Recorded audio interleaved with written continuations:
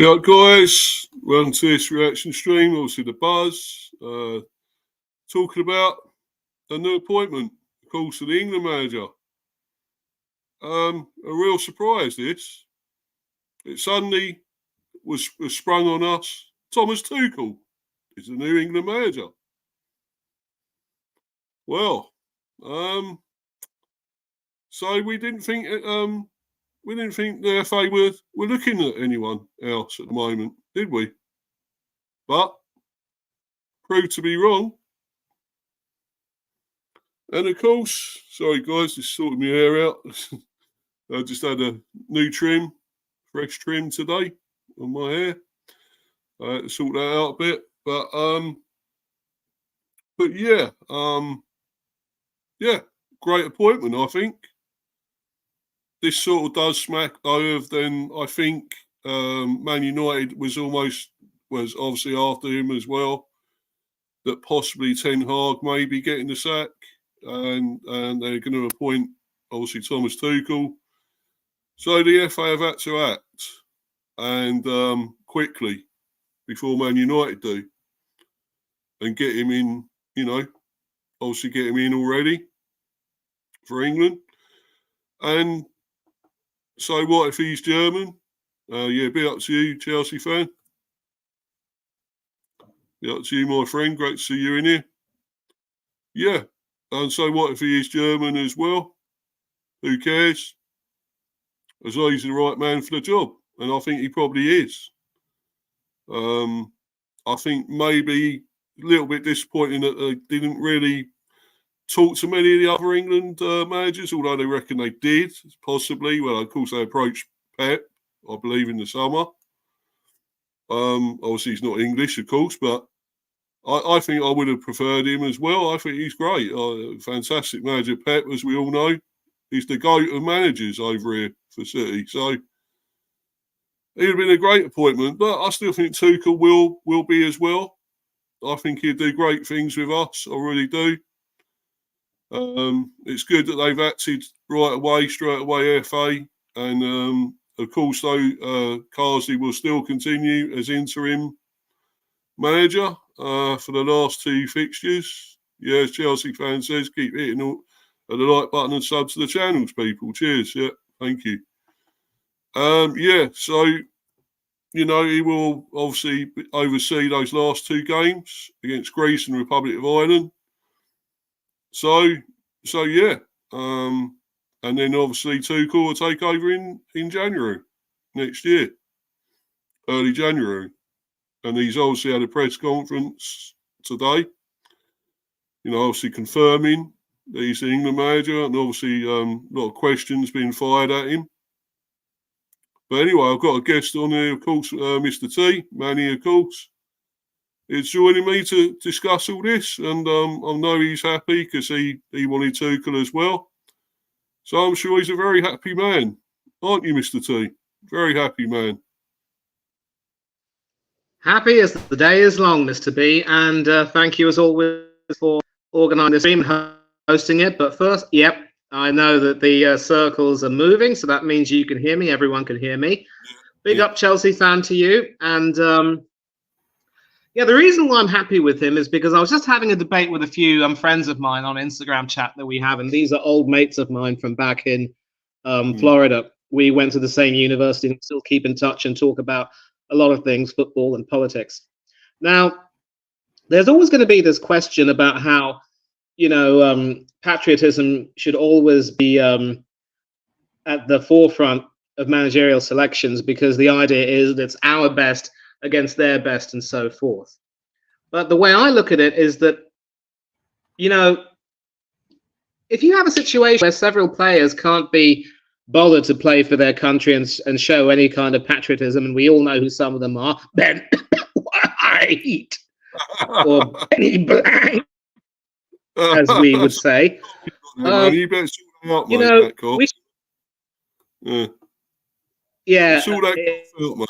it's a fake. The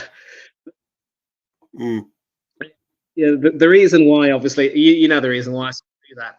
So, patriotism when it comes to, being a manager shouldn't come into, because Because look, we've had situations where some managers have managed their own national team and have gone on to manage other national teams because they wanted to get the work and they wanted to continue doing what they. So patriotism shouldn't really come into it. And Chelsea fan obviously remembers Tuchel very well from his successful time with the club, saying that the hatred that he's getting is a bit of a joke.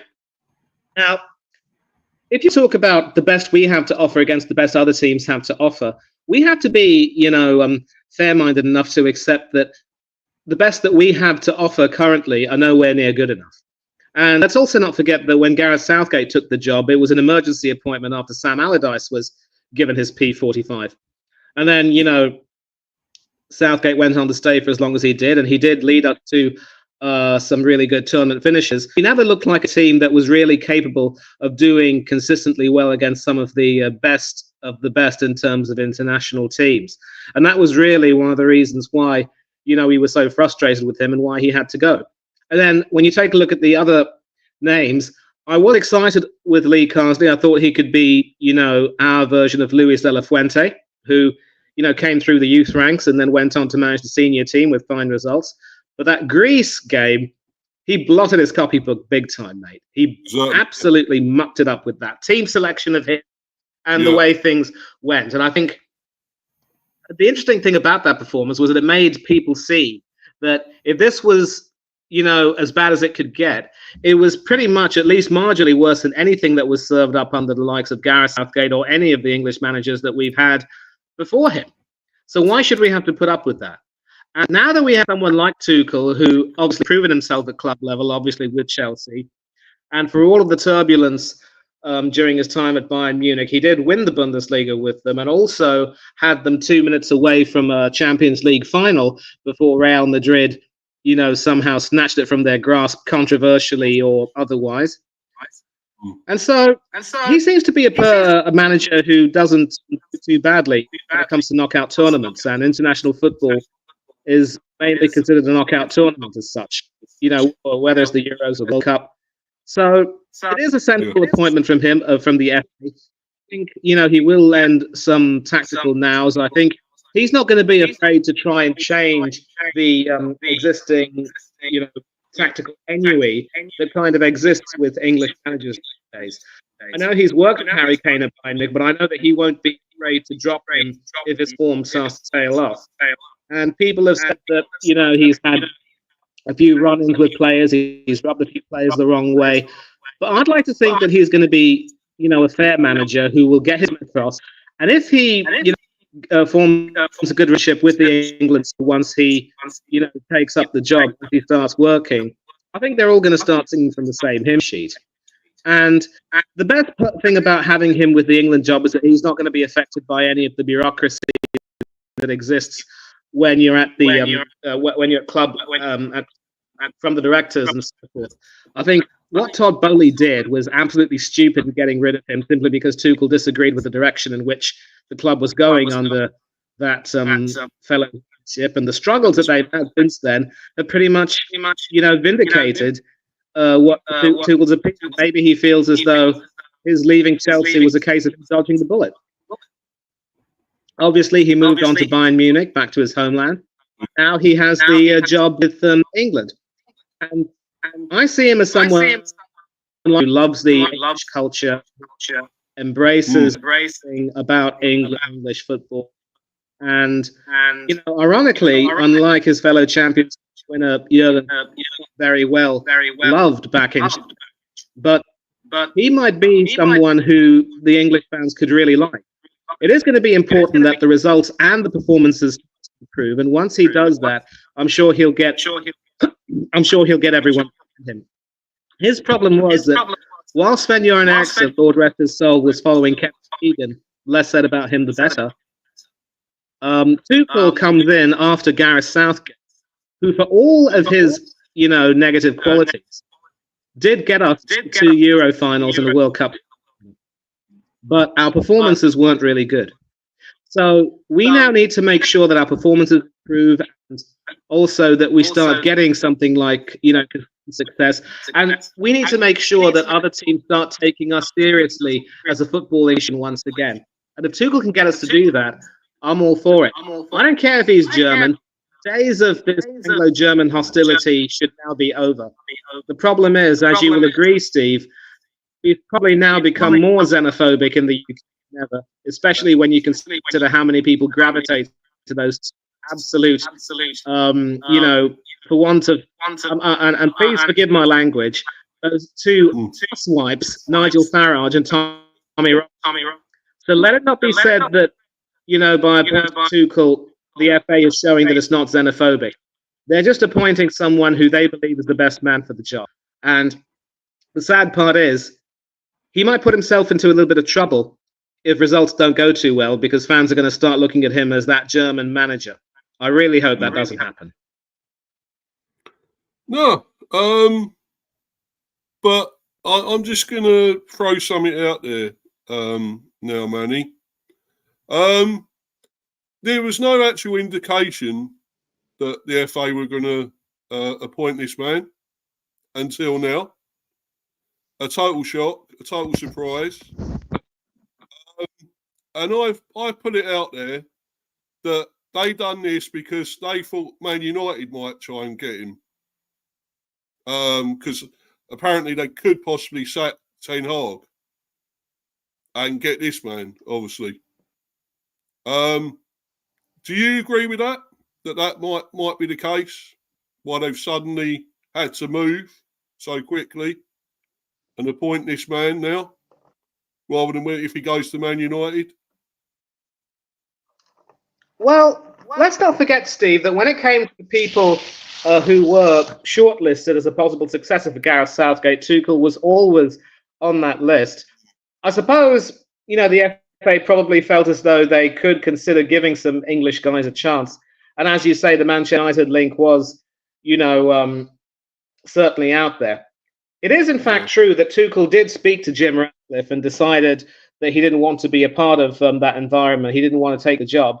And I think he's actually done the right thing because, having endured that turbulence at Bayern Munich, why would he want to go to Manchester United where everything is just so completely wonky at the moment and run the risk of, going into more turbulence? I think it's a safe choice. And I think another reason why he refused is because the England manager job was something that he probably would have coveted for quite some time. And so I think that it's all worked out beautifully. All's well that ends well, as we say. So even if there might be some truth in the Manchester United links, I'm actually glad that Tuchel said no. He did, in fact, speak to Ratcliffe and say no, and I'm glad. Because why anyone would want to go into that hornet's nest as the manager is beyond me. I think, United needs a complete overhaul, and many Manchester United fans will agree with me on that. So for Tuchel to go in there, work with what he has, I know that he would probably get something good out of Mason Mount, but apart from that, no. I just don't think it would have been worth it. No. Now I'm going to have to go off, Steve, because I can't hear you. No worries, mate. No worries, mate. And so while Manny's gone briefly, I think he's gone, is he? Yeah, he's gone. Well, he's gone briefly. I'll just read a couple more comments and be up to you, Miss. You will never walk alone. That's him there, of course. Liverpool fan. Be up, Mr. B. Yeah, be up to you, my friend. Great to see you in here. And be up, Mr. B from Daz Reynolds. Yeah, be up to you, my friend. Brilliant. Cheers. Thanks for coming in to the live chat. Brilliant. And of course, Chelsea fans say big up Daz. And big up, you will never walk alone. And Daz Reynolds saying big up Chelsea fan. Yep. Maybe you guys can leave a comment what you feel about this appointment of Thomas Tuchel. Are you all happy with getting him?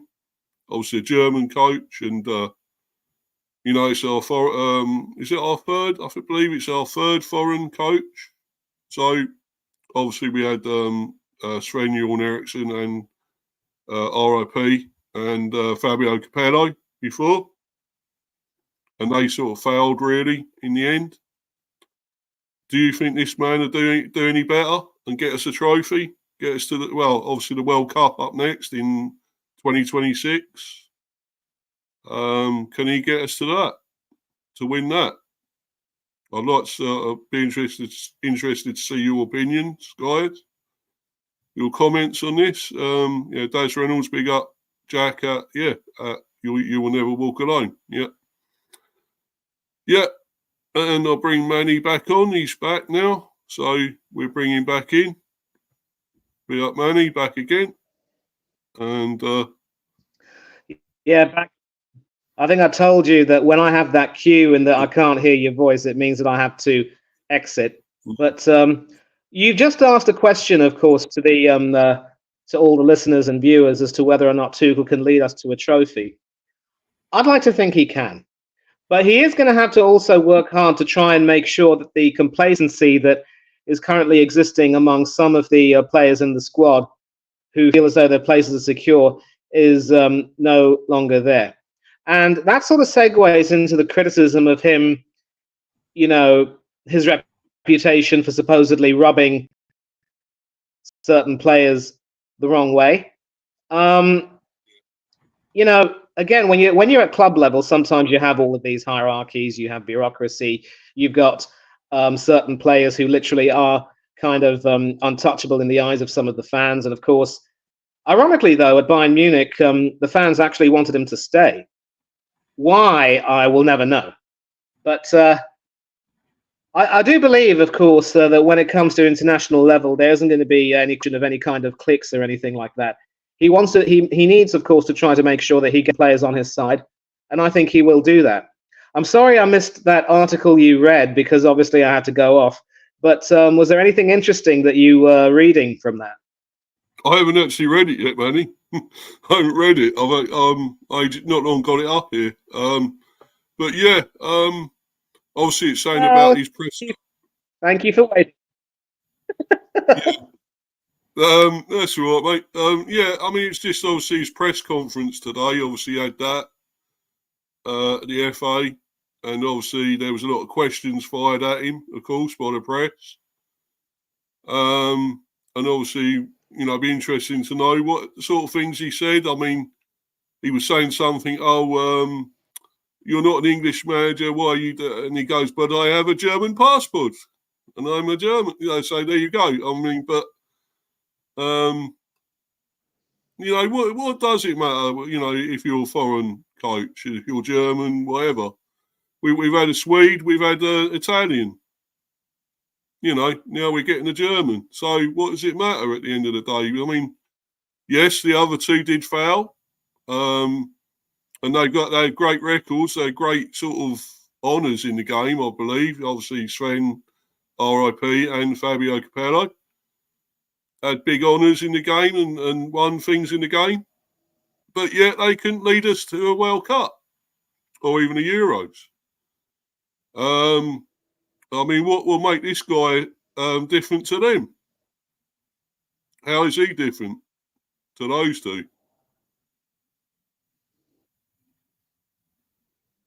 I think I mentioned this before going off. I kind of see Tuchel as more of an Eriksen hybrid, but obviously, as Eriksen went on, we saw some tactical rigidity, the refusal to deviate from the 4-4-2. And, in some cases, as Gareth Southgate kind of alluded to, I don't know if he was necessarily brave enough in some cases to make a few big decisions. I did think that the whole Winston Churchill, Ian Duncan Smith jibe from him was poor form. I'm sorry, but that's disgusting. Was that, out of bitterness at not being first choice for the 2002 World Cup? Could very well be. First choice central defender. And like I said, it could be the case.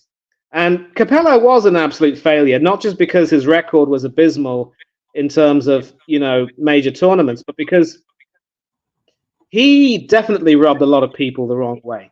He refused to embrace the English culture. I don't even think he bothered to learn the language. And I did say, I think I might have said this, I would sooner have had Claudio Ranieri ahead of Fabio Capello in that respect.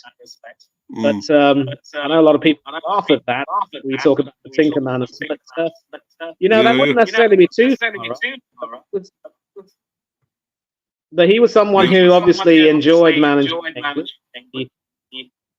He was, humble, self-deprecating, and maybe he would have enjoyed it. But that's a story for another day. We also need to understand that I remember hearing that echo, right, Steve? No worries. You can still hear me, yeah? I can hear you loud and clear. That's not a problem. And now, cool. So, cool. If you're going to go off again, well, obviously, I'm sure you might. Let me know anyway. If you're leaving, I will let you know. Obviously. Don't worry. But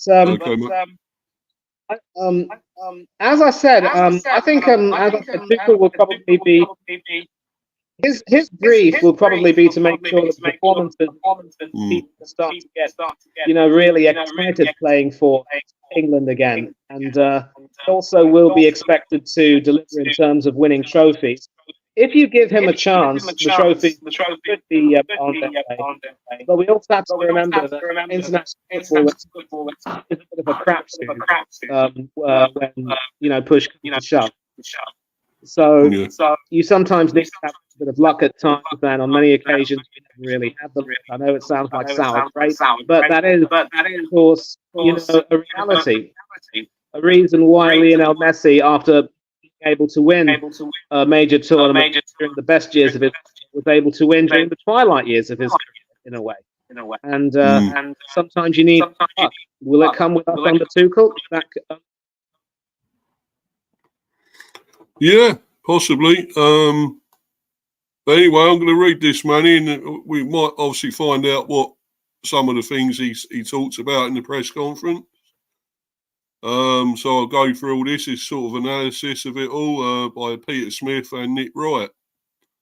Obviously, if this is Sky Sports. Thomas Tuchel, New England boss on World Cup dreams, singing the anthem, Harry Kane's captaincy and more. Thomas Tuchel has been appointed England head coach and will take on the role from January the 1st, 2025. In his first press conference, he made clear his aim to win the World Cup. Refused to confirm Harry Kane would remain as captain, said he was undecided on singing the anthem and more. Thomas Tuchel was unveiled as England boss on Wednesday afternoon. But what did we learn from the German in his first press conference about his ambitions, selection plans and more? No hiding place. Tuchel has been hired to win the World Cup. The era of simply looking for positive performances at major tournaments is over. However realistic it is, Tuchel has been hired to win the World Cup and he seems perfectly comfortable with the demands of that remit. 2 major finals and a World Cup semi-final, Gareth Southgate has set the bar pretty high for his successor. With his contract just 18 months long, the 2026 World Cup will be must win. Tuchel who repeatedly referenced making our dream come true in America and adding a second star to England's shirt to signify a second World Cup win, said, the target is nothing else but the biggest one in world football. Was Tuchel first choice? The FA interviewed 10 candidates, some English, some more up for it than others. It came as something of a surprise that the FA revealed in its Tuchel announcement press release that the German had signed on the dotted line on October the 8th. This process, because of its confidentiality, has been shrouded in mystery. So it was intriguing to learn the FA had interviewed 10 candidates. Who may they have been? It was confirmed by FA CEO Mark Bullingham that some of them were English. However, he did not answer whether Tuchel was the only person the job was offered to.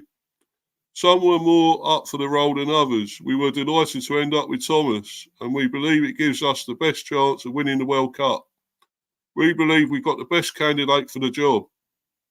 Read into that what you will. An 18-month contract, and then let's see. Tuchel has signed an 18-month contract with the FA, which will take him through to the 2026 World Cup but no further. However, while that appears to only give him one crack at glory in this role, he hinted there is a possibility the deal could be extended if things go well. Let's see, he said. It's 18 months, then we agreed to sit together. I have good experience with 18 months personally. Unfortunately, also sometimes I'm working on my long-term game, he joked, referencing his spells at clubs often being cut short. In this particular case, it was important to have a frame around it because it's a little bit of a step into the unknown for me. I'm used to working on a daily basis with the staff, the team, and influence on 60 to 80 people on a training camp. 3 days a week, away in hotel rooms preparing matches. This will be very different. It will help us to focus on the qualification and World Cup. It will help us with the communication to the players and staff. We're here to work on the best possible outcome for World Cup 2026. And then let's see, whatever comes, comes. Singing the anthem, Tuchel undecided. Lee Carsey's decision not to sing England's national anthem as a former Republic of Ireland international prompted outcry in certain quarters ahead of his first game as interim boss. It remains to be seen, though, whether Tuchel will follow suit. He is, he says, undecided. I understand for Mark it's a personal decision and there are managers who sang it, and others who didn't. He said during the press conference, I have not made my decision yet. He was, however, eager to talk up the power of the anthem, having heard it sung on several occasions while in charge of Chelsea, adding that his respect for the role and the country should not be measured by whether or not he decides to sing it. Your anthem is very moving. I experienced it several times here at Wembley. It was very touching, he said. No matter what decision I take, I will always show my respect to my new role, the country, and a very moving anthem. Confirmation one way or the other may not come until his first game in charge in March, when England open their qualifying campaign for the following year's World Cup. No promises for Captain Kane. Tuchel offered no assurances to Harry Kane that he would stay England captain, although he did talk up his admiration for the 31-year-old having taken him to Bayern Munich.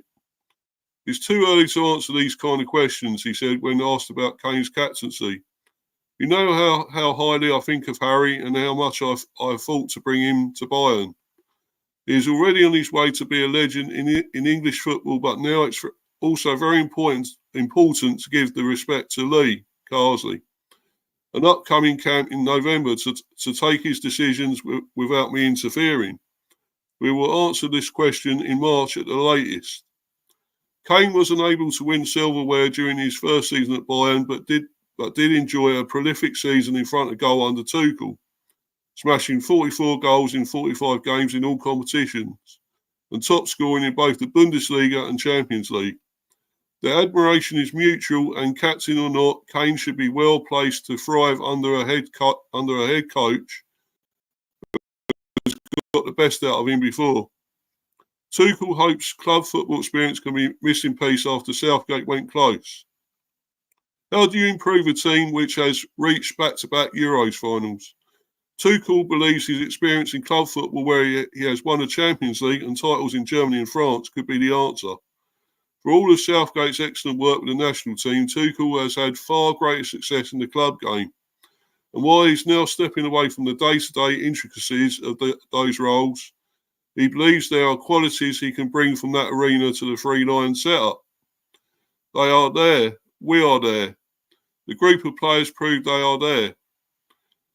He said about England standing on the international stage and prospects of changing for the World Cup. The consistency is impressive, and it shows we have players who compete in the strongest league in the world day in, day out. We have the ingredients, and we fully trust that this is the moment to install from club football patterns, behaviours, principles that can maybe help to push the team over the line. We will need luck. We will need momentum. We will need to be lucky we don't have injuries and so on, and little decisions within the game. But we feel that confidence had something from our experience in club football that can maybe help. Most important, even if we speak openly now about the target of the second star, we have to prove ourselves all the time. We need to show it in qualification and then build an atmosphere with the supporters and country that special things can happen.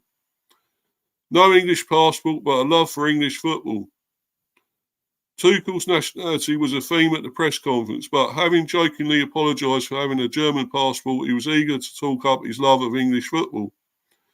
Everyone has their opinion, and I can understand when someone says they would fancy an English coach more for the English team, he said in response to one question on the subject. I can understand it, but I think we deserve a fair chance. We deserve it for having a good record, for never being shy of how much we love living here and working with Premier League players. Maybe this counts a little bit for a British edge on my German passport. So we will try to convince the fans by results and how we play. He added, all of these supporters felt my passion for the Premier League and the country. I love to live here. Hopefully I can show them that I am proud to be the English manager, and I will do everything to show respect to this job and this country. Carsley back to under-21s as muddled answers put into context. Those bizarre performances in front of the press from Carsley have finally been given some context. The interim boss made a right muddle answering questions about whether he would want the permanent role. But it turned out he may well have known all along that Tuchel had already been appointed.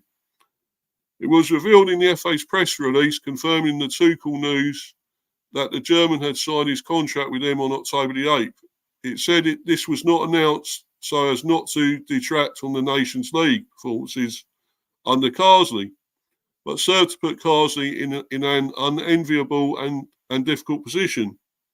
He will be returning to a more familiar one in the new year, tasked with retaining the under-21s Euros title, but first he has to win England's final 2 Nations League games to try to secure automatic promotion back to the top tier of that competition.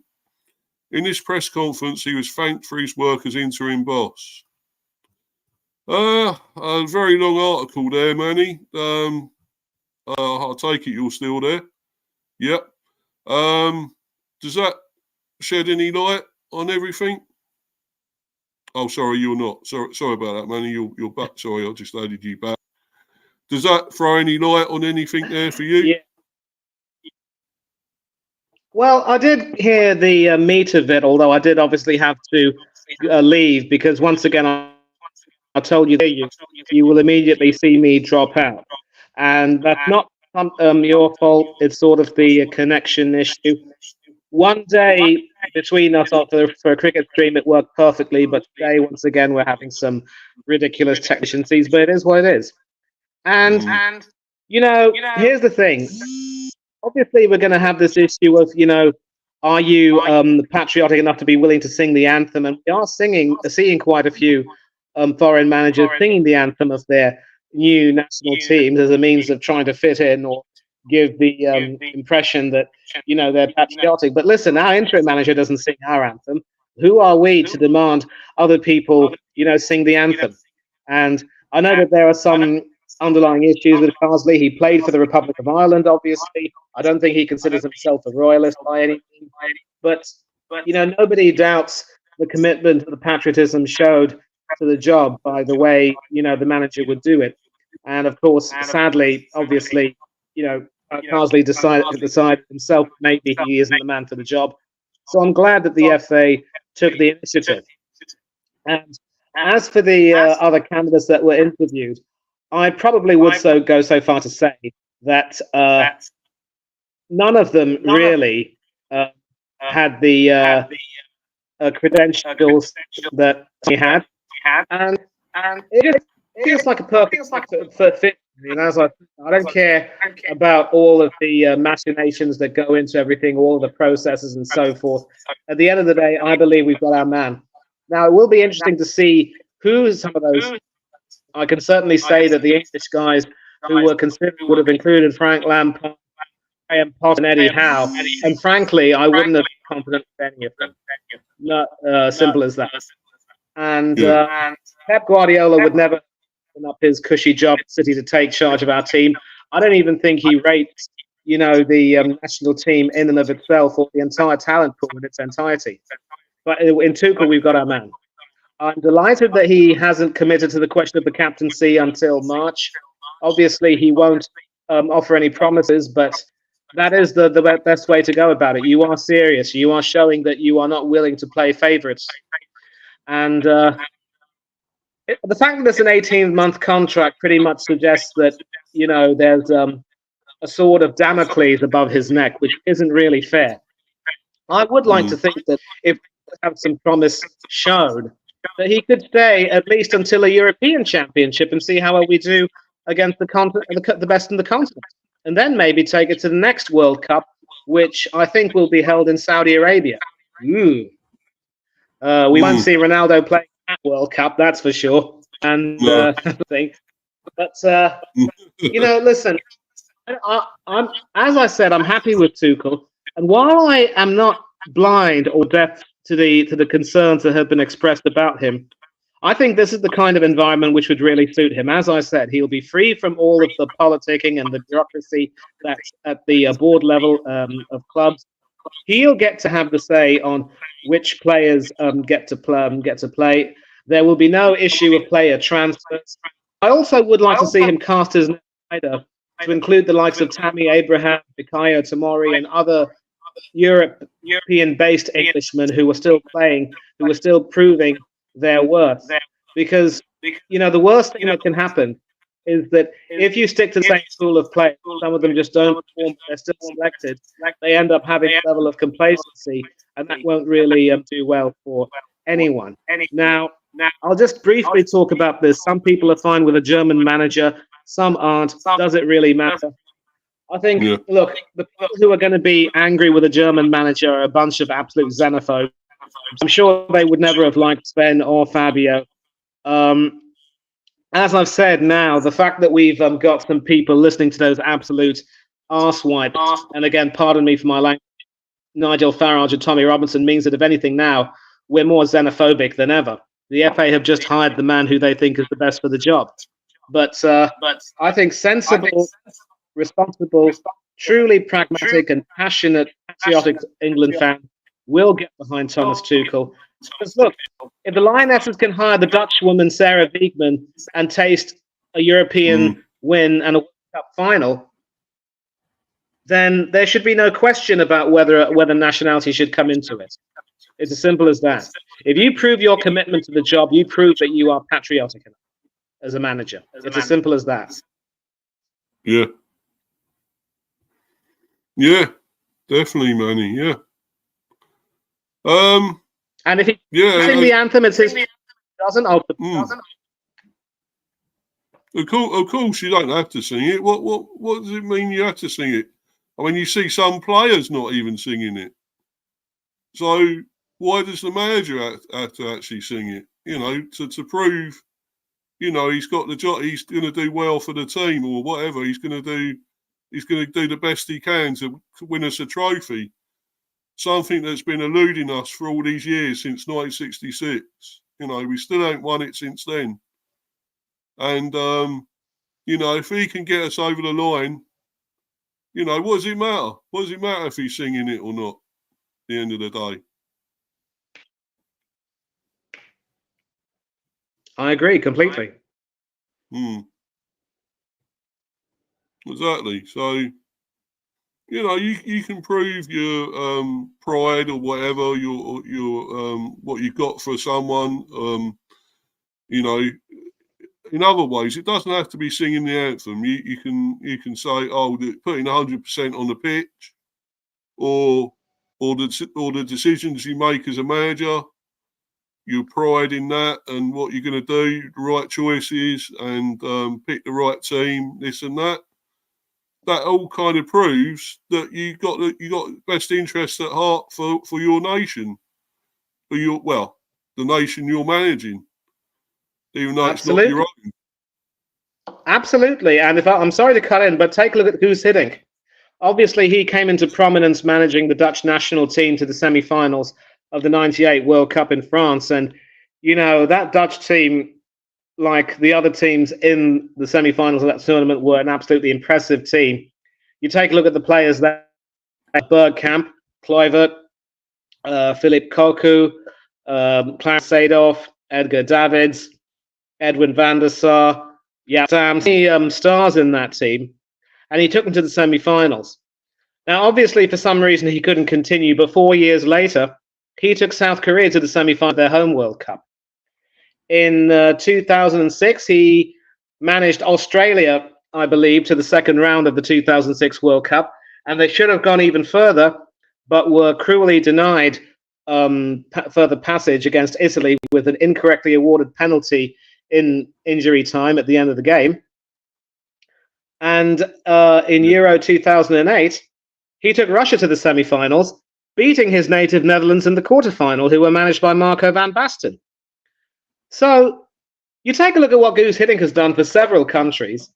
He is, of course, a proud Dutchman, but nobody should ever question his commitment to the jobs that he had, the way he worked there. So what you're saying is absolutely spot on. When it comes to being a manager, patriotism shouldn't really come into it too much, per se. You know, if you're managing your home country, yes, it will be a wonderful bonus. You will feel that patriotism. But at the end of the day, as long as you show some commitment to doing your job and getting the best out of the players at your disposal, I think that's patriotism enough for me. And I don't care. I mean, you know, even the England rugby team had Eddie Jones, the Australian, managing them. I didn't like him. I thought he was an abrasive little git. And after a good start, things really went south under him. When he returned to manage Australia, things went even further to pot. I don't know what's up with him. But you get the results. But also, if you are willing to truly embrace everything and make sure you build a culture of harmony and make sure you have that culture of mutual respect, you are going to get what you want. And Hiddink's results with his national teams are proof of that. So, for me, I'm not at all bothered about the nationality issue. I want to see Tuchel make sure he takes his job like a duck to water, give it his best, and enjoy what he does. And if he shows that he's willing to do it, then we should all be willing to get behind him. That's all I'm going to say. And please tell me you heard. Oh, yeah. Yeah, I heard it, mate. Yeah, definitely. Well, you heard that, but I can't hear you, so it's time for me to vamoose for a bit. Yeah, once again, the man, he's gone. But, right, I've just obviously got a few more things to talk with him about it when he comes back. But this gives me a chance to say to you guys, follow me on Instagram at Mr. B for Life 182 and subscribe to Mr. B Hive Football Chat. Mr. B Chats England Cricket. Cheers, guys. As regards to the cricket stream, that is actually tomorrow now. It was going to be today, but as I was out and obviously things running late and this and that, it's now tomorrow. So obviously, you know, that'll all be tomorrow, probably, I don't know, about 1-ish, 2 maybe. But I'll put that obviously in the part. I'll post that and send it out to you guys. And you can see when I do put it on there, obviously it'll be a big rant about England, of course. Disappointing yesterday, terrible in the World Cup against West Indies. They hadn't actually beaten us since 2018, I believe, in the T20. And now that's the 9th time, I think, they've beaten us or something. So, and it had to happen in the World Cup. We were poor. The England women were poor yesterday. Especially Maya Bouchier. I was very disappointed with her. And I think she's a fine player, a great player, but she had a terrible game. But anyway, I will talk more about that on the cricket stream tomorrow. Hopefully you can join me for that. And hopefully my guest will be joining me for that one as well tomorrow, Mr. T, for the England cricket stream. The disappointment from yesterday. But, yeah.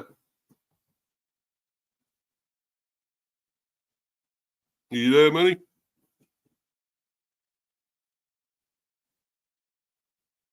You there, mate? Oh, he's mute. Anyway, yeah, obviously we'll go into that tomorrow. It'll be a massive rant about that England game yesterday, the cricket. So really, Yeah, horrible. now's not the time to talk about cricket, Steve, especially given the heartbreak of that moment. But before we go any further, did you hear everything I was saying about who's hitting? Yeah, I did, mate. Yeah, definitely. Yeah. So Hiddink, Before we do, sorry, mate. Go on. Yeah.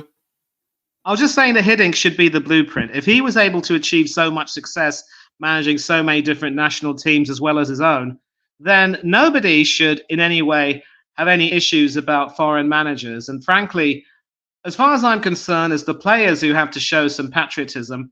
The managers, as long as they show some commitment to doing their job, that's patriotism enough for me. Yeah, I agree. And before we actually move on, Manny, I've just got one more thing to talk about here. Were you actually surprised they didn't really talk to Eddie Howe? Really discuss this with him about, because I think he could have been a great manager of England. I really do. But they didn't really go and talk to him much, did they? Do you think there were any discussions with him at all? Well, I'm not in any position to speculate, given that I'm in my ivory tower. You were talking about the others who were some of the others who were considered but haven't been named, including some Englishmen. I would think that Eddie Howe was one of those names. I suppose maybe the fact that he's still in the middle of a lucrative deal with Newcastle, being well financed by the Saudi backers, it would take a lot to prize him from their cold, dead fingers. But with him, he did some excellent things with Bournemouth. He got Newcastle to the Champions League. But maybe now I think he also wants to try to continue proving himself at club level and then maybe take up the job.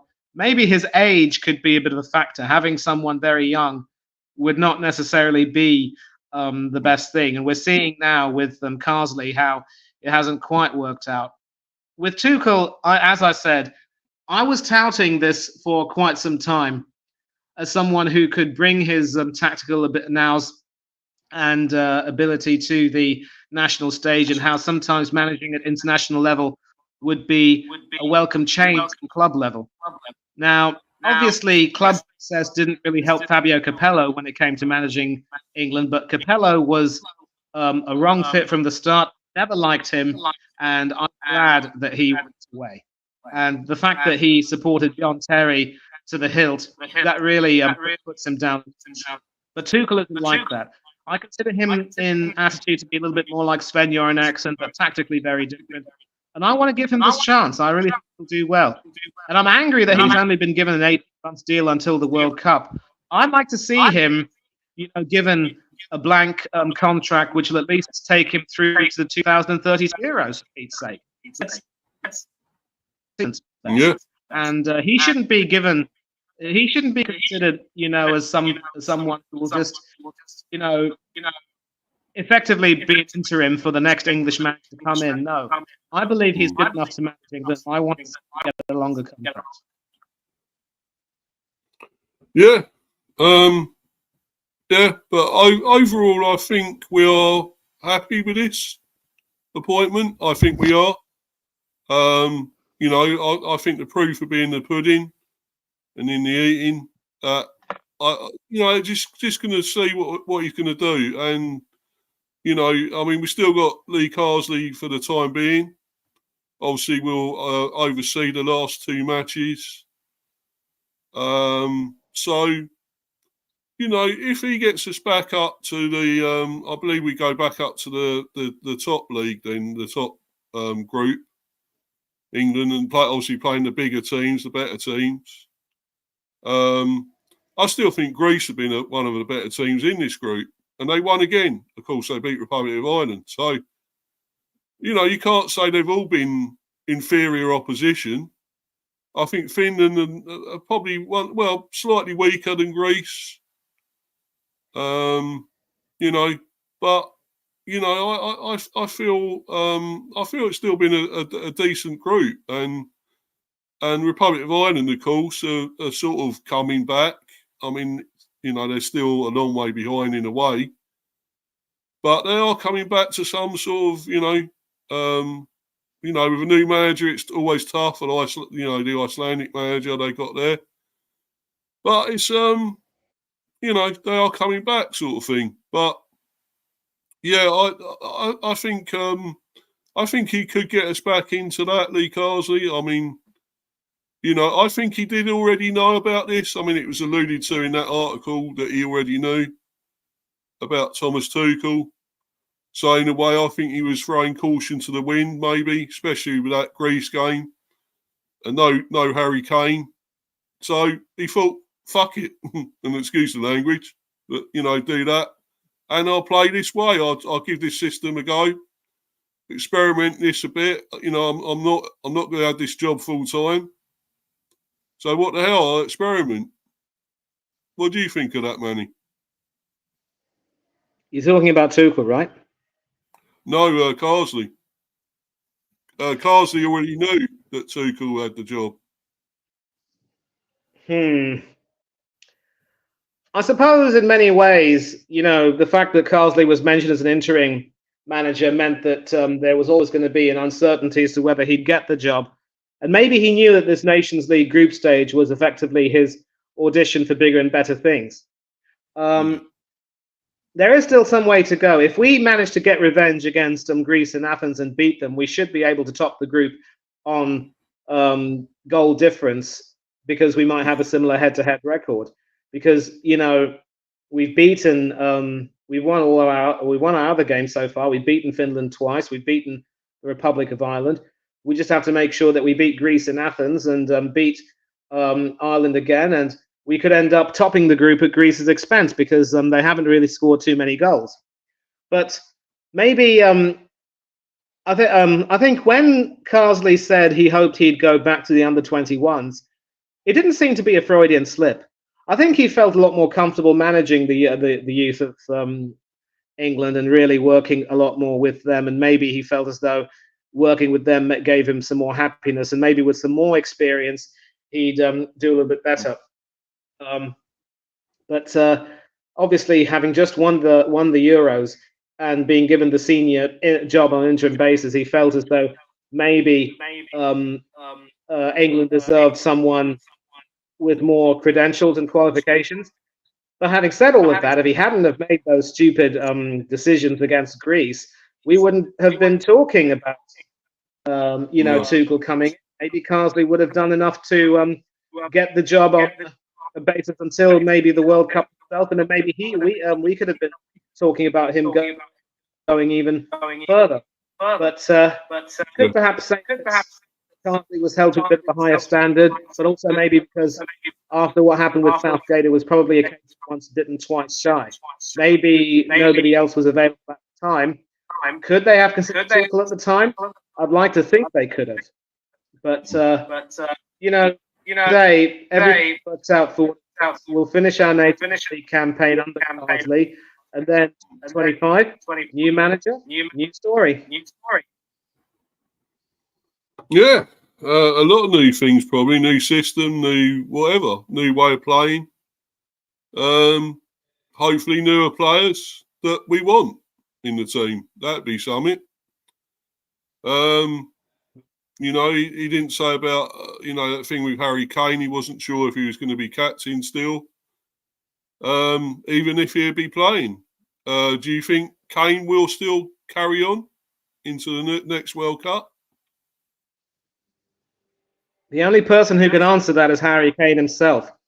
If his form at Bayern Munich and England dictates that he continues to be selected, then fine. The biggest problem, as you will know, Steve, is that Kane, almost like Ronaldo, will shine in the qualifiers but come a cropper in the main tournament. And the less said about CR7, the better, quite frankly.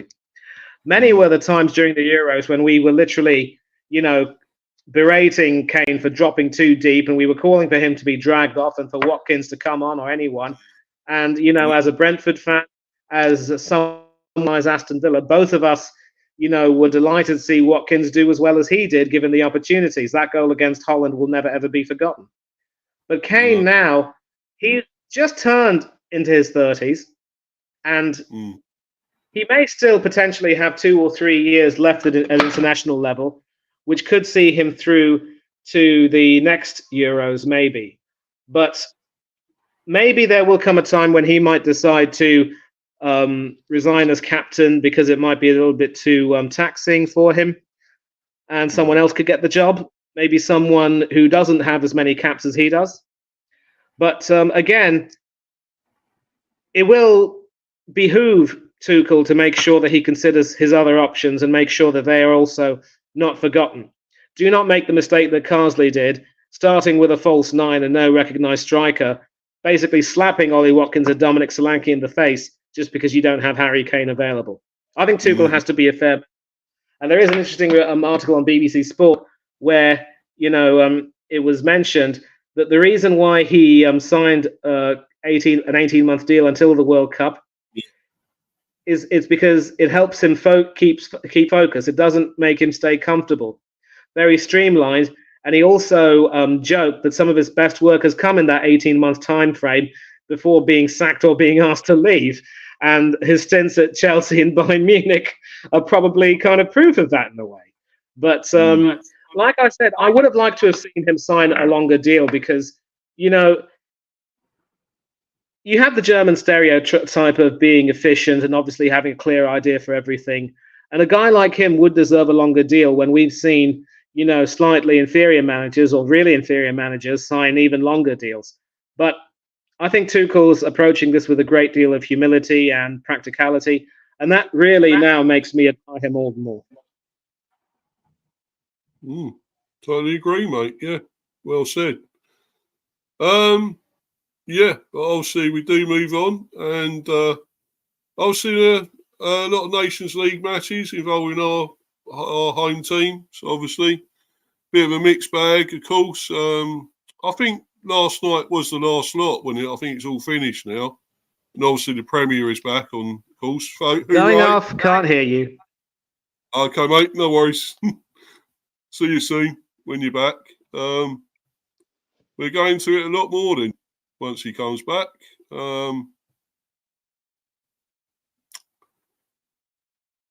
Yeah.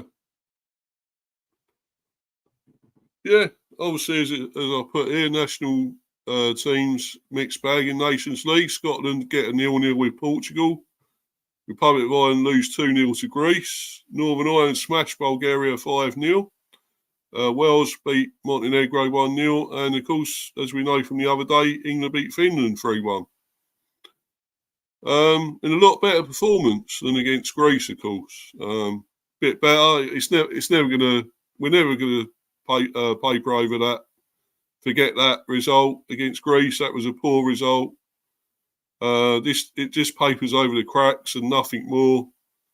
That can't be erased from our memories. That against Greece, that was a terrible shit show. But that was a better performance against Finland. But I will bring Manny back because he is back here now. So I'll bring him back. Hello again, Mr. T. Yes, obviously you got the headline there, the mixed bag for the national teams. Talking about England, a Greek tragedy followed by a far more impressive finish, pun intended. But once again, one thing about Tuchel, you will not see him even playing a right-footed at left back. No Rico Lewis, no Trent Alexander-Arnold. I don't care if Trent scored a brilliant kick in Helsinki. He is not the answer at left back. Someone like a Tyreek Mitchell could tell.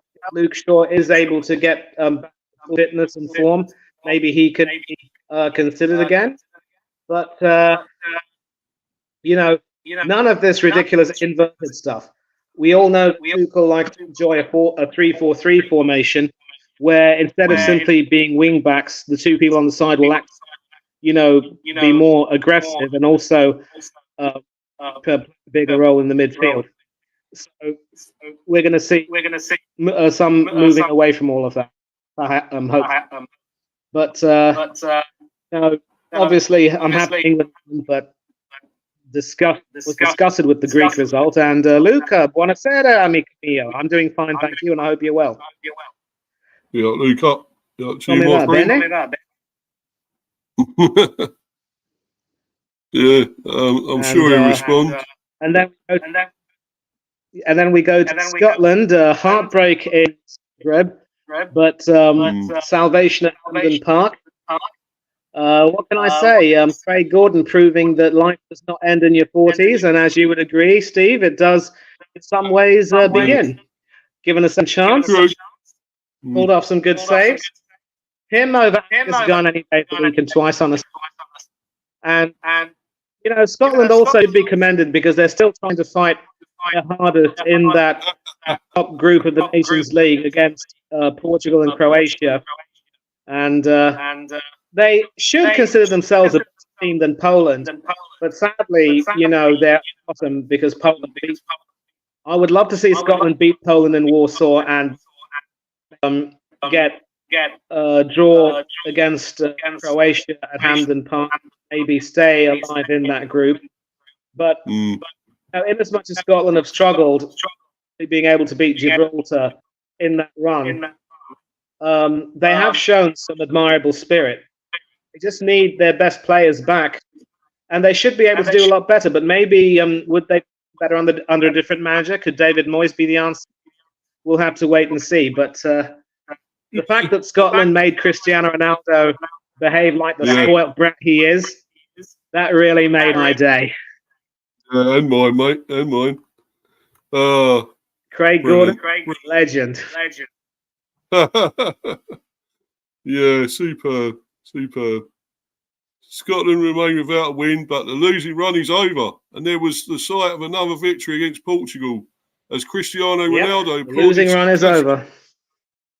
And I still can't hear you. Oh, shit. Never mind. I'll carry on, mate. And Cristiano Ronaldo applauded sarcastically as he stormed down the tunnel at the end of this goalless draw at Hampden. Ronaldo's frustration at being denied by a goalkeeper older than him in the 41-year-old Craig Gordon spilled over when Portugal were denied the chance to take an injury time corner, with referee Lawrence Visser blowing his whistle as Bernardo Silva and Bruno Fernandes jogged to the byline. As Ronaldo had been in Visser's ear all night, the Belgian had presumably endured enough and wanted it over.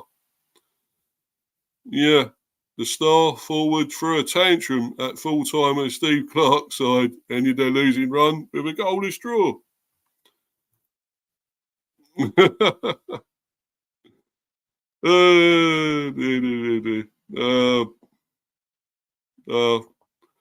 Priceless. Absolutely priceless, that.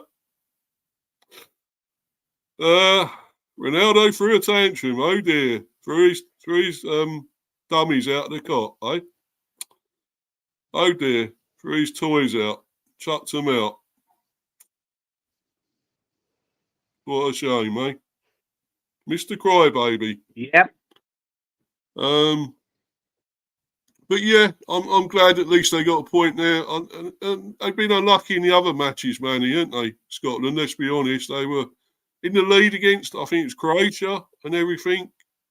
Who were the other teams they played? They were Portugal and Poland. Yeah, Poland, yeah.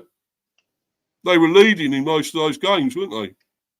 And now they only drew, I don't know, or lost, rather, as well. Lost the game. So, yeah, they did lose the other two, didn't they? So, yeah. It was a real surprise, actually, because they had played well and they got the goals. They got some goals. So, you can't say they've been really bad, Scotland, because they played really well. And injuries have piled up. Yeah. Yeah. Yeah, definitely, mate. But from priceless to price. What a match this young man had for Northern Ireland. A hat-trick. Brilliant. Brilliant performance. Isaac Price. Remember the name. Fantastic hat-trick. Northern Ireland forward Isaac Price says scoring a hat-trick in Tuesday's 5-0 win over Bulgaria is the best night of my life. A team that had been unbeaten, Manny, Bulgaria, had been unbeaten, had not conceded. Northern Ireland smashed 5 goals against them. Amazing. Yeah. Michael O'Neill working wonders, and I think if Leslie Crowther were alive, he'd definitely say, this price is right for Northern Ireland. Lord. Yeah, exactly. But yeah, what a performance from this young man, you know. I mean, I'd never really heard of him, but you know, until last night. But Price netted twice in the first half before a stunning 20. And I watched this game as well. I managed to see this, and it was a cracker, an absolute Price netted twice in the first half before a stunning 25-yard effort with 9 minutes to play secured a first hat-trick for Price as a Northern Ireland player.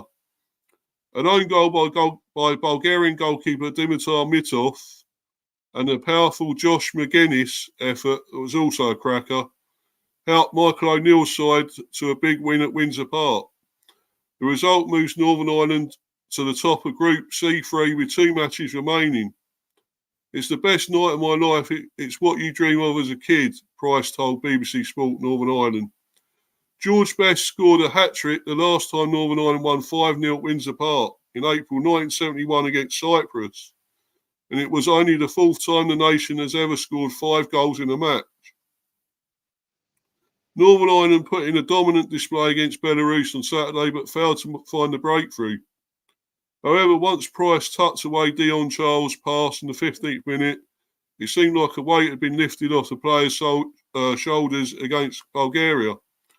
Price, just 21, fired home a second, and Mitov's own goal made it 3 before half-time. Charles saw an effort ruled out after Conor Bradley strayed offside, but Price's hat-trick strike and a late effort by substitute McGuinness rounded out a famous win. When asked if the superb strike to secure his hat-trick was the best of his career, Price said, by far, 100%. There's no better feeling. My mum and dad were here to see it, the Standard Liège midfielder added. So he plays for Standard Liège. Right. All the sacrifices they made to get me to this point, and they can come and witness that. It's great for me and my family. It's just surreal. Best comparisons. George Best, obviously, pretty surreal. This was coming. When asked how it felt to be compared to Best's hat-trick 53 years ago, Price said it was hard to put into words. He's a Northern Ireland legend and hero. To do that is pretty surreal, really. To follow up on that is unbelievable. Price added that his players want to enjoy the moment, but will look to build upon the performance. A lot has been made of the potential of this Northern Ireland team, and Tuesday's result was by far the most convincing of O'Neill's second stint in charge. Northern Ireland faced Belarus and travelled to Luxembourg in their final 2 Nations League matches before qualifying begins for the 2026 World Cup. We know we're not the finished team and we have a lot of work to do to get there, Price added. We've got a lot of young and exciting players and we can definitely kick on. You can always see that the talent this squad has got. Oh, boy. If it's in training or when we play, it's about those key moments. And maybe in the first game we couldn't put the goals away. Tonight it just went for us, and that's the best feeling in the world, really. Manny's gone again, but when he comes back, I'll obviously hear what he's got to say about that. Fantastic stuff from that young man. Brilliant performance. And I'll find out what he says when he comes back, Manny.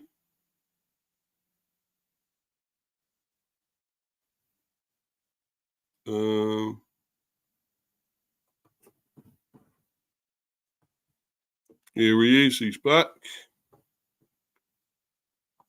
Big up, Manny. Did you hear that article? What I read out there?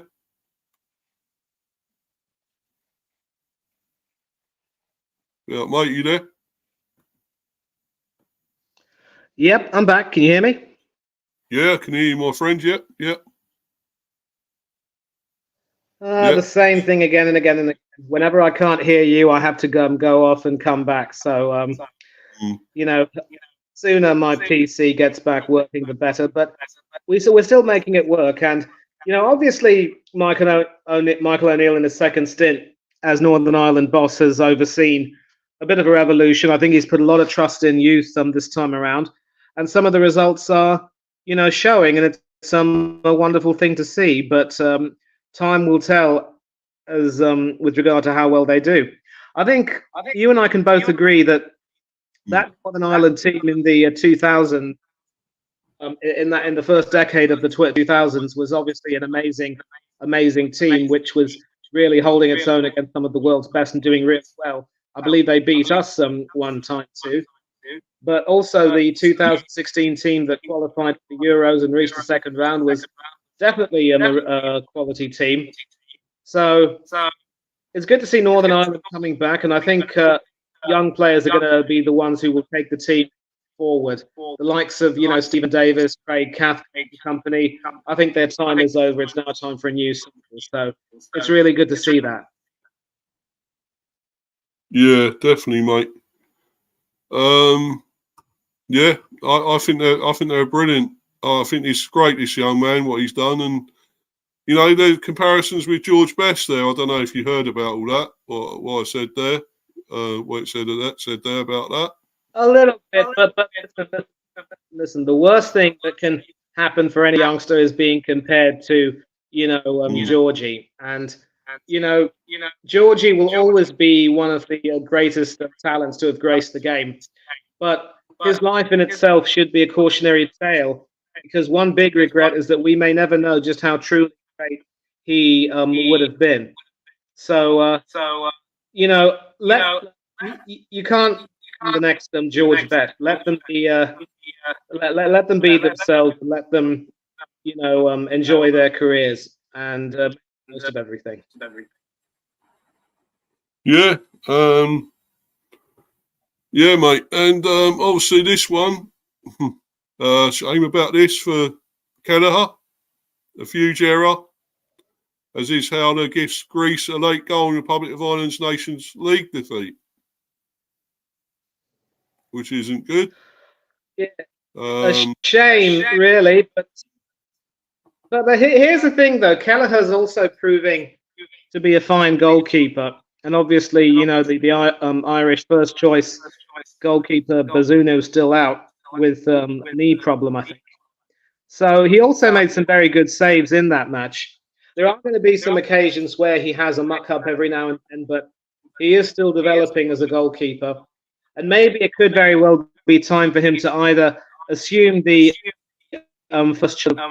I think will happen. They've signed Mohamed Ali to replace Aston, or maybe on and get some first team football elsewhere. But he is still a good keeper, but he's also humble enough, willing to improve.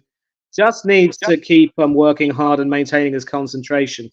And besides, look, despite the win over, I still think there's a lot of improvement that Ireland needs. But if they can at least stay alive in the nation group, then that wouldn't be too bad. Stay alive in avoid relegation. Finland are due, quite frankly. Yeah. But whatever we say about this, another great win for the Greeks. Yet again, they really are, looking like they could pretty much top the group and get through as I think, is it the top two that will get and go back up, wouldn't it, Manny? I'm not too sure. I'll have to sort of confirm that. But look, in that case, we should position to go up too. But we were, obviously, expecting to qualify winners, and that defeat to Greece has set us back. So we need to beat Greece. Nothing less, nothing more.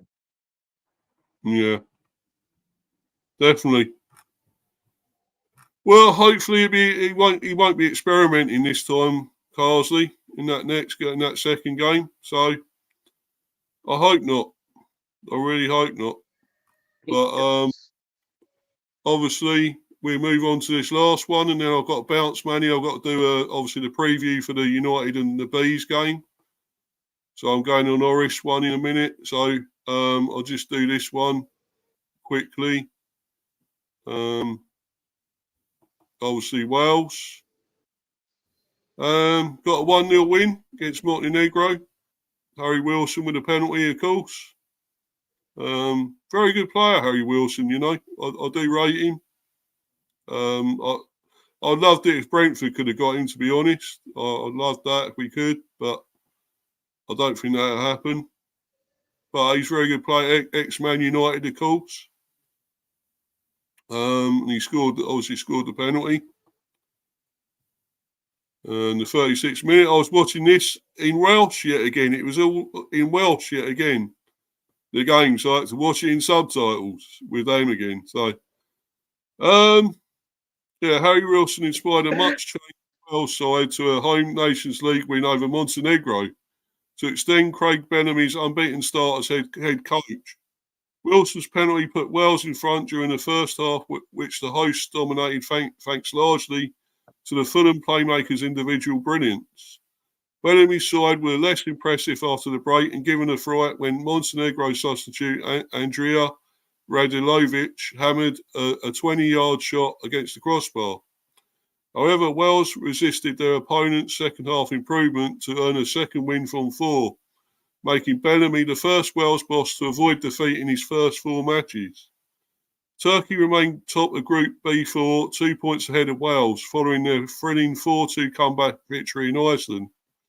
And while this may not have been the most enthralling display of Bellamy's nascent reign, it provided plenty of encouragement, particularly as this was with a team that showed 7 changes on Friday's 2-2 draw in Iceland. Bellamy is in the process of instilling an ambitious new playing style, the rewards and pitfalls of which were on show in Reykjavik as Wales led 2-0 at half-time, only to throw away that position of strength. Setbacks are to be expected in this embryonic stages of his tenure, and although he has only had a few days to work with the players this month and last since succeeding Robert Page in July, the difference has been striking. On the ball, Wales are more adventurous and creative as they look to build attacks from all areas of the pitch. While out of possession, they press with a far greater intensity. That was evident again despite Bellamy making 7 changes to the team that drew in Iceland, keeping everyone guessing with his personnel as well as his tactical approach. Wales were quick to gain control, dominating possession and territory against opponents who were content to sit back in an attempt to halt a 5-game losing streak. Wilson and the returning David Brooks, starting in his first game of the season, probed menacingly for Wales, gliding around the pitch and forcing Montenegro goalkeeper Igor Nikic, I think, into saves. Wilson also created chances for his teammates. His inviting left-footed cross on the right-headed wide by Wes Burns, and a delightful through ball leading to a lofted shot over the bar from Liam Cullen. Montenegro were struggling to get to grips with Wilson, and when he fell under a change from Vladimir Jovovic, referee Philip Glover pointed to the spot. Wilson sent Nikic the wrong way and with his low left-footed penalty, and became the first Welshman to score in 3 successive games for his country since Gareth Bale at Euro 2016.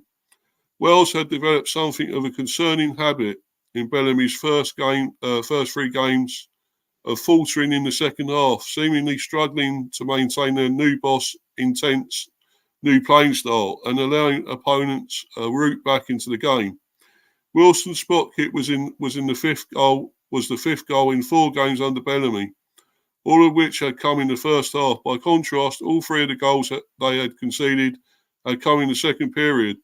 The hosts may have been worried history was repeating itself when Radilovic struck the bar with a stunning effort. Wales needed settling, so they brought on an old head and a familiar face as Joe Allen returned from international retirement to earn his 75th cap nearly 2 years after his 74th. The introduction of the Swansea City midfielder, a veteran of 2 European Championships and the World Cup, helped Wales maintain a degree of control, but Montenegro kept growing into the game. Stefan Jovetic cleared the bar with a wild free kick, and Nikola Kristovic headed over. But Wales had chances too, as Burns and Nico Williams went close. For Bellamy and his players, this was a pleasing riposte to Friday's second half collapse. The result which sets them up for a tilt at top spot in Group B4, when they visit leaders Turkey and host Iceland in their final matches in November. Oh, you are still there, Manny. Oh, right. I thought you'd gone again for a minute. You're still there.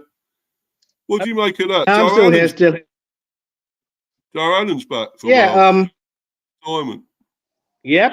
Welcome back, Joe. Obviously, any chance of experience coming back will always be welcome, as long as they can add something to the team.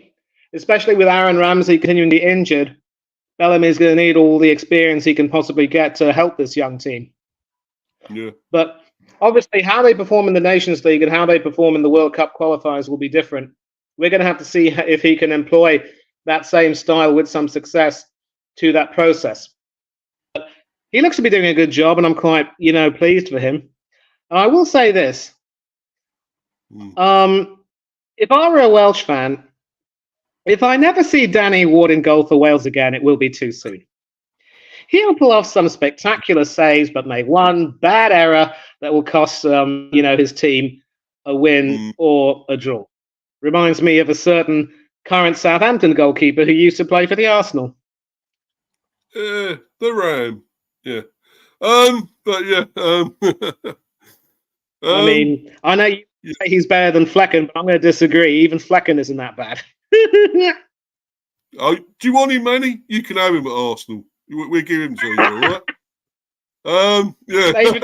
Maybe improvement over Neto. I don't know. We'll have to see. But but Wales are doing quite well, and obviously, I think we mentioned that the Republic of Ireland are also trying to recover well.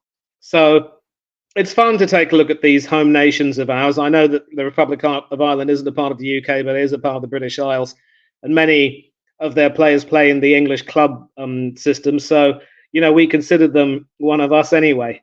But, hopefully we're going to see these teams continue to progress in the final round of Nations League games, and how they do in the World Cup qualifiers will be interesting to see. So interesting times ahead, definitely, especially with 1, 2, 3 being under new management. Yeah, they're all going well, so that is the main thing. And once again, I can't hear you. I'll be back very briefly. Okay, mate. No worries. Yeah, obviously, when he comes back, we're just Manny will shout his socials out and everything, and then got to go. So obviously, I should have been on Oris stream. Oris Talks Football, obviously doing the Man United preview, Man United and the Bees, of course. So I will be on there very soon, guys. So please catch me on there if you can. Oris Talks Football. We'll be on there very soon as I finish this stream. Or we'll get Manny to shout out his socials, and then we're going to bounce, and then that'll be it. But thanks for watching, and the people in the live chat, and everyone watching on playback and live and all that. Thanks to you guys for supporting me. But obviously, I'll bring Manny back, and he can share out his socials. Where can we find you, my friend?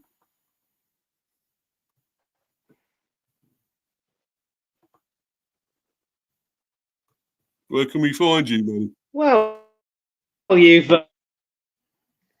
well, I'm going to be brief because I know that you have a stream in about 10 minutes with Oris, so I'll be brief, if you can still hear me, that is. Yeah, so you can find me on both of Steve's channels, over here on the Buzz, and also on the channel where we talk England cricket, as he's be having a rant about our women's team crashing out of the World Cup, about our men's team struggling in Multan, and we'll talk about all of those things when the time comes. And you can find me on several other channels on YouTube, Del Boy Gunner TV, Coach's Corner, and of course, Oris Talks Football, where Steve will be heading. But I'm not going to go too long in, doing an outro because he's got to go to his next stream. Social media, catch me on Instagram and Threads at Manny Fangadora 1981 and on Twitter at Fangadora 1981. And I hope you all enjoy the rest of your week. Back to Premiership action this weekend, back to life, back to reality, as Shaka Khan famously sang. But take care of yourself, be safe and be happy, and don't do anything that Mr. B or I wouldn't do. But until then, farewell to thee, goodbye and God bless to all of you. See you again soon. And Steve, do tell Loris I said hi to him. Yeah, will do, mate. No probs. Thanks once again, my friend. And till the next time, which possibly be tomorrow for the cricket stream. That'll be it. But obviously, I've got to go as well. As Manny said, I've got supposed to be on the preview stream at 7:30, and I've gone over the time. And this is 1 hour 27 minutes. But I'm going to go now, guys. And thanks to everyone that's been watching. Thanks again, and keep following my content and my streams, and keep smashing the likes and subbing. Thanks, guys. Until the next time, I'm out of here. Goodbye, everyone. Goodbye.